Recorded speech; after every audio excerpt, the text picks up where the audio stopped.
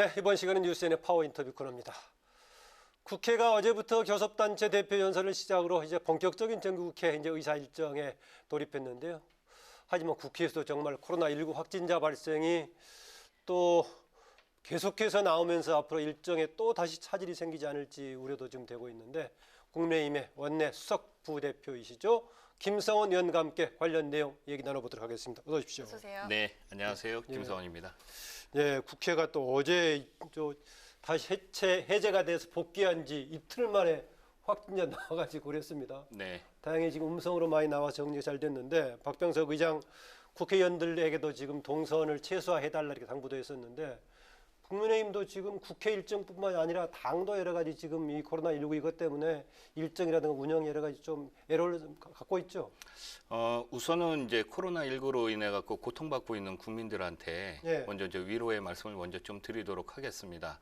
또 그리고 지금 이제 우리 국민의힘 또 방역 당국의 예. 이 방역 그 지침을 준수를 하면서 코로나 퇴치에 가장 앞장서겠다는 말씀을 먼저 드리고요.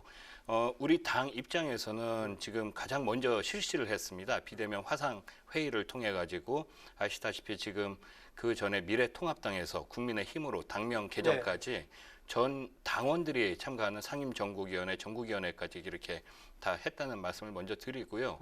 다만 이제 지금 국회에서는 상임위원회 활동이라고 하는 것이 여러 공무원들과 함께 또 기자분들과 함께 하다 보니까 혹시나 이제 확진자가 발생이 됐을 때는 우려가 자연스럽게 있죠. 네. 우려가 있기 때문에 좀 수년되는 그런 경우도 좀 발생이 되는 것 같습니다. 예.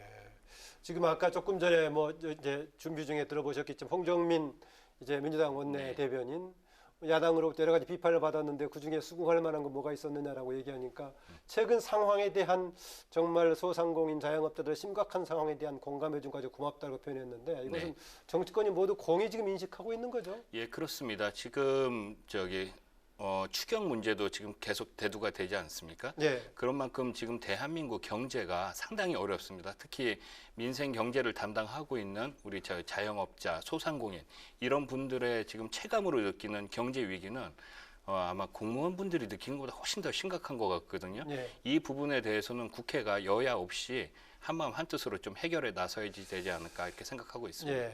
조금 전에 이제 코로나19 상황 기자들도 출입하고 민원인이라든가 일반 국민들도 많이 방문하고 하기 때문에 언제 이게 다시 또 확진이 반복될지 모를까 걱정이 하는데, 그래서 이제 국회도 이런 상황을 막기 위해서 원격 회의 또 원격 투표 논의를 계속 하고 있고 국회 사무처 차원에서 준비도 하고 있는데요. 네. 원격 투표 관련해서는 상당히 특히 이제 국민의힘 쪽에서 우려를 하고 있습니다. 어떻습니까? 예, 그렇습니다. 지금 이제 국회에서 벌어지는 것을 이제 크게 좀 두 가지로 좀 구분을 해서 봐야지 될 것 같습니다. 뭐 대정부 현안 질의라든가 어떤 장관에게 뭐 정책 질의를 한다는 부분, 이런 것들은 언제든지 우리가 언택트 그 회의를 통해 가지고 우리가 좀 진행해 나갈 수 있다고 보는데, 네. 다만 이 표결에 관해서는 우리 지금 국회법 111조라든가 헌법 49조에 그 규정이 명확하게 되어 있는 부분이 있습니다. 이 부분들을 해결해 나가면서 그 풀어 나가야지 되지 국회법뿐만 아니라 않을까. 헌법에도 걸린다고 해석하고 있군요. 예, 헌법 49조에도 네. 그 출석의 의미를 현장에서의 그 출석을 의미하고 있다는 그런 유권 해석들이 상당히 많습니다. 그러니까 지금 이제 여러 가지 입법 독주에 대한 우려 못지않게 헌법 체계상으로 봤을 때 어려운 거 아니냐, 좀 그렇게 보고 있군요. 예, 그렇게 하지만은 그래도 이제 코로나 이후에 과연 이것을 어떻게 대비를 하느냐, 이 문제도 있지 않습니까? 실질적으로. 그래서 그 부분에 대해서는 어떤 이 입법 독주를 막을 수 있는 그런 제도적인 장치를 포함해 가지고 여러 가지 방안들이 강구가 된다 그러면 저희는 좀 전향적으로 많은 것을 좀 볼 수 있을 것 같다는 생각입니다. 예. 네, 또 7조 원대 4차 추경 편성도 공식화가 됐죠. 네. 이 4차 추경 편성은 국민의힘에서 먼저 제안한 내용이긴 하지만 이번 평선의 강론에서 일부 반대 입장을 보이고 있다고 들었습니다. 어떤 부분이 지금 문제가 되고 있다고 보십니까? 이제 59년 만에 이제 4차 추경이 이제 네. 현실화가 됐습니다. 근데 이 4차 추경 같은 경우는 실질적으로 그 재원을 어떻게 하느냐, 100% 국채를 발행해서 하는 부분입니다. 즉 빚을 내서 하는 만큼 이 추경에 대해서 적시적소에 정말 필요한 곳에 쓰일 수 있도록 해야지 되는데 저희가 사실 약 7조 5천억 정도의 이제 4차 추경이 이제 큰 틀로만 봤지 실제 이 추경이 어떻게 쓰일지는 아직 정부로부터 보고를 못 받았기 때문에 그런 부분들은 좀 세심하게 좀 꼼꼼히 따져봐가지고 실질적으로 4차 추경을 하는 것이 중요한 것이 아니라 그 영향력이 우리 국민들의 피부로 체감할 수 있게끔 만드는 게 또 국회 역할 아닌가 이렇게 생각하고 있습니다. 혹시 4차 추경 이후에 또 한 번 더 있을 여지가 있을까요? 아마 시간적으로는 안 될 것 같습니다. 지금 이제 본 예산도 올라와 있기 때문에. 본 예산은 내년 예산이니까. 또 예, 그렇죠. 예, 그렇습니다. 예, 근데 뭐 올해 또 이제 급하면 어쩔지 모르겠는데요.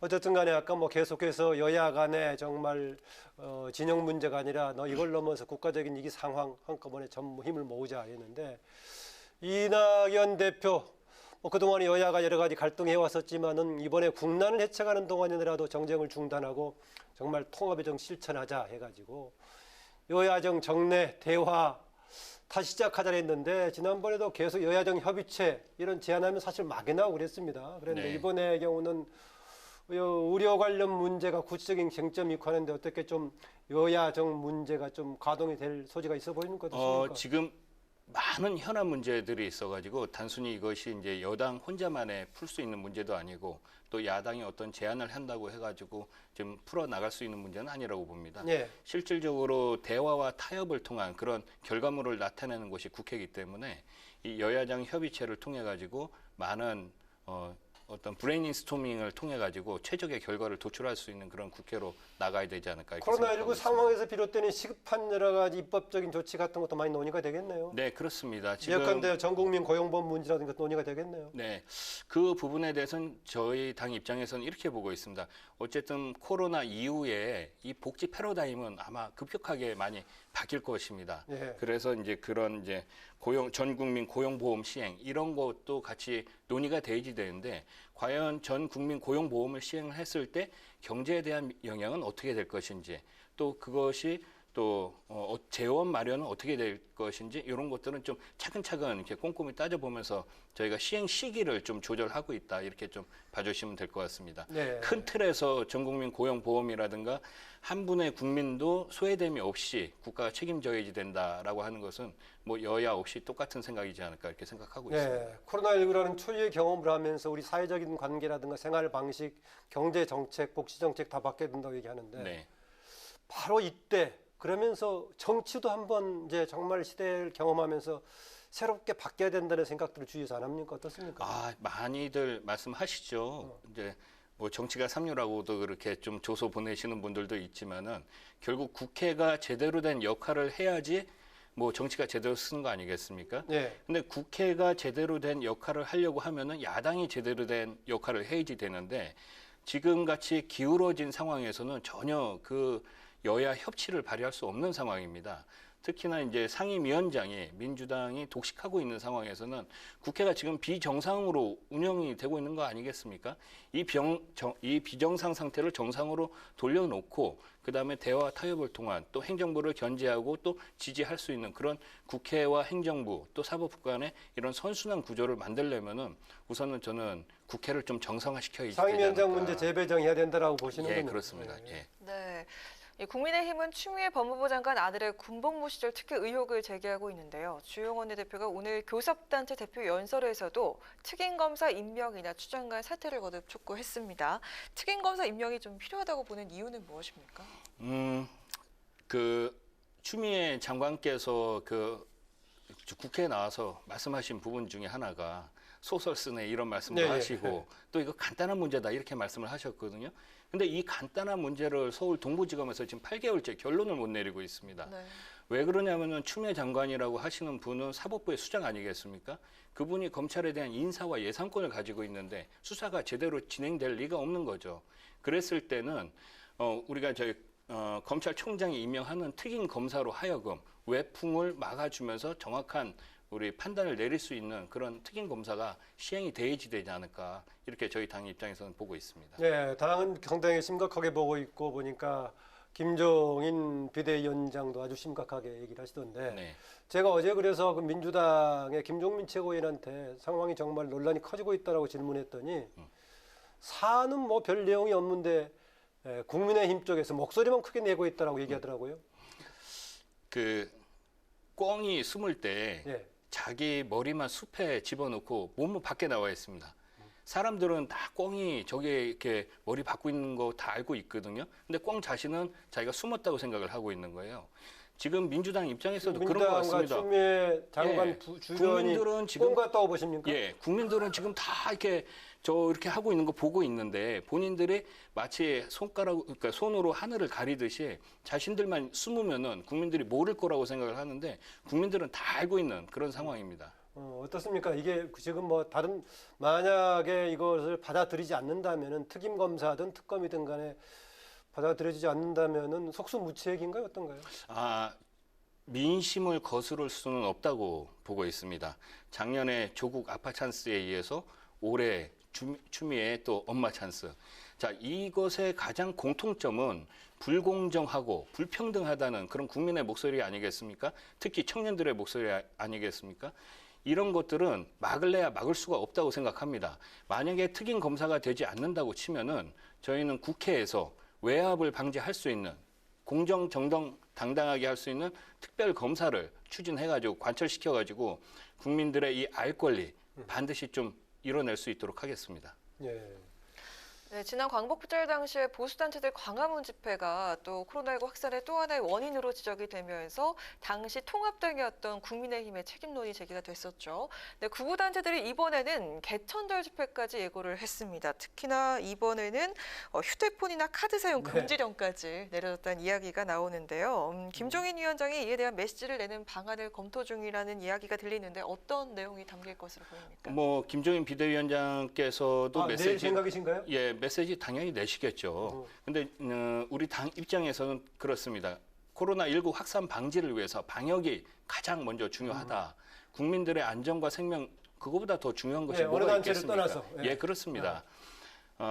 그래서 이제 우리 당 입장에서는 대규모 모이는 부분들은 가급적 자제해 주시고 다만 문재인 정부에서 왜 이렇게 국민들이 나올 수밖에 없는지 이 국민들이 외치는 그런 불공정과 이 부당함에 대해서는 귀 기울여 가지고 국면 대전환을 이뤄야 되지 않을까 이렇게 보고 있습니다. 그러면 그런 식의 집회는 사실상 이제 코로나19 때문에 그 확산 계기가 되니까 하지 않는 게 맞지 않겠습니까? 네, 상당한 그렇습니다. 부분 시기가 예. 지나서 안심할 때까지는. 그런데 지금 얘기하는 문재인 정부에 대한 불만 표출 얘기를 하셨는데 네. 그게 아니라면 어떤 방식으로 정말 의사를 표현하는 것입니까? 아니면은 그 역할을 원내를 통해서 국민의힘이 잘할 수 있다고 보시는 겁니까? 어떻습니까?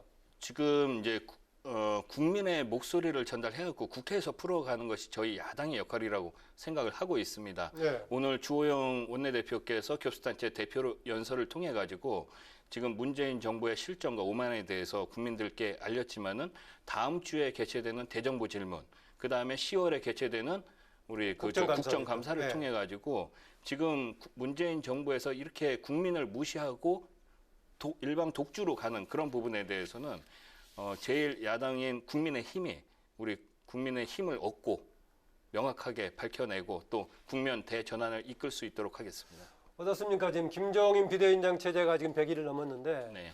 그냥 밖에서 보기에는 상당히 당 장악력이 높으신 분이다 이런 평가를 하고 있는데 근래에 와서는 일부 조금 중진위원들 불만도 터져나오고 있습니다. 당 내부의 상황은 어떻습니까? 뭐 그런 중진 의원들의 목소리가 결국 민주적인 정당이라는 그런 증명 아니겠습니까? 저는 그렇게 보고 있고요. 단순히 이제 김종인 비대위원장 혼자만 잘했다고 이렇게 보지는 않고 요번만큼 지난 5월 이후에 원내와 원외가 이렇게 콤비네이션을 잘 이뤄가지고 이렇게 가는 경우가 좀 드물지 않았었나. 이렇게 요즘은 보고 당 있습니다. 전체가 잘 엮어서 돌아가고 있다고 보시는군요. 저희가 이제 위기감에서 시작을 했습니다. 103명이 180 이상의 여당 국회의원을 상대를 했을 때는 우리가 단합하고 함께 하지 않으면 안 된다 이런 위기감이 있기 때문에 103명이 모두가 전사라는 그런 생각으로 하나하나 열심히 하고 있다 이렇게 생각하고 네. 있습니다. 네. 의원께서는 동두천과 연천을 지역구로 두고 계시죠. 네. 네, 이 지역 사업을 위해서 내년 예산에서 국비 지원을 대거 확보했다고 실력이 들었는데요. 좋으셨네요. 네. 아무래도 제가 저기 초선할 때 네. 예결위를 많이 해가지고 네. 그 전에 이제 행정부랑 긴밀한 좀 면담과 또 여러 가지 방법을 통해 갖고 이렇게 예산 좀 계획 짤 때 반영이 많이 되도록 예, 노력하셨군요. 미리 좀 저기 행정부에서 예산 편성 단계서부터 글쎄, 그렇게 신경을 썼습니다. 주로 어떤 사업에 들어갈 예정인지. 결국은 이제 동두천과 연천 우리가 접경 지역이라고 말씀을 드리는데요. 국가 안보를 위해서 이제 희생한 지역인 만큼 이제 그 국가가 좀 배상 차원에서 희생했다는 보상 말은 차원에서 여러 가지 개발 등의 제약을 받아왔다 그 얘기입니까? 뭐 저기 한두 가지가 아니라 여러 가지 이제 중첩 규제가 있었고 그런 규제 혁신과 규제 타파를 기반으로 해가지고 어떤 경제 성장을 도모할 수 있는 그런 기반을 조성해야지 되겠다라는 의미에서 그렇게 좀 반영이 된 것 같습니다. 네. 네. 오늘 이번 말씀 네, 잘 들었습니다. 잘 들었습니다. 네, 뉴스N의 파워 인터뷰 지금까지 국민의힘의 김성원 원내수석 부대표였습니다.